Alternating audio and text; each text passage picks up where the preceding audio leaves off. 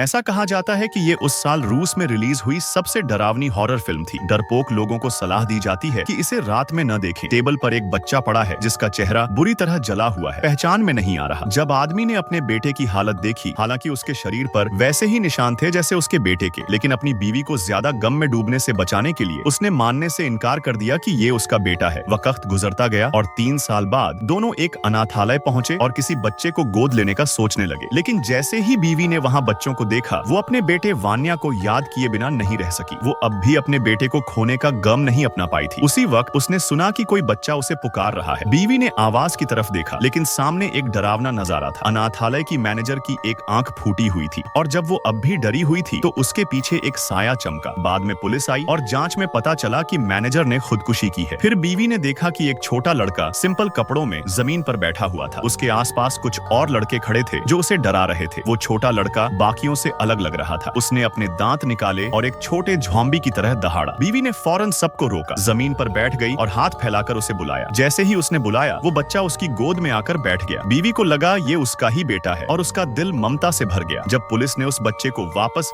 Shelter ले जाना चाहा, तो बीवी ने कहा कि वो उसे गोद लेगी, लेकिन पुलिस ने बताया कि उस बच्चे को खास इलाज की जरूरत है और उनके घर में वो सुविधा नहीं है। अनाथालय में मौजूद एक नन ने आदमी से धीरे से कहा, इसे गोद मत लो, तुम इसे संभाल नहीं पाओगे। जब पुलिस बच्चे को हॉस्पिटल ले जा रही थी, तभी बीवी ने देखा कि वही बच्चा सड़क के किनारे खड़ा था। इस बार बीवी ने पक्का इरादा किया कि वो उसे घर ले जाएगी, लेकिन जो बच्चा वो घर लेकर आई, वो बिल्कुल आम बच्चों जैसा नहीं था। उसका बर्ताव बहुत अजीब था। वो किसी जानवर की तरह जमीन पर बैठकर कच्चा मांस खाता था और चारों हाथ पैरों से चलता था। वो रेंगता था, बात नहीं करता था, बस दहाड़ता था। ये देखकर आदमी ने उसका मांस छीनना चाहा, लेकिन बच्चे ने उसे काट लिया। डर के मारे आदमी सोफे के नीचे छुप गया। रात में जब वो घर लौटा तो देखा उसका कुत्ता गायब था। अगला सीन दिखाता है कि बस कुत्ते की हड्डियां बची थी। बीवी अपने शौहर के साथ पोकर खेल रही थी और वो बच्चा चुपचाप पीछे से अजीब ढंग से देख रहा था। अगले दिन उस बच्चे को बोलना सिखाने के लिए आदमी उसे बाहर ले गया और बाकी बच्चों के साथ खेलने की कोशिश की, लेकिन वो लड़का चुपचाप खड़ा रहा। बाकी बच्चों ने उसे चिढ़ाया और उसकी बॉल छीन ली। तभी वो बच्चा गुस्से में आ गया। उसका चेहरा बिगड़ गया, आंखें सफेद हो गईं और उसने अजीब हरकतें शुरू कर दी। फिर हुआ एक खून से भरा हादसा।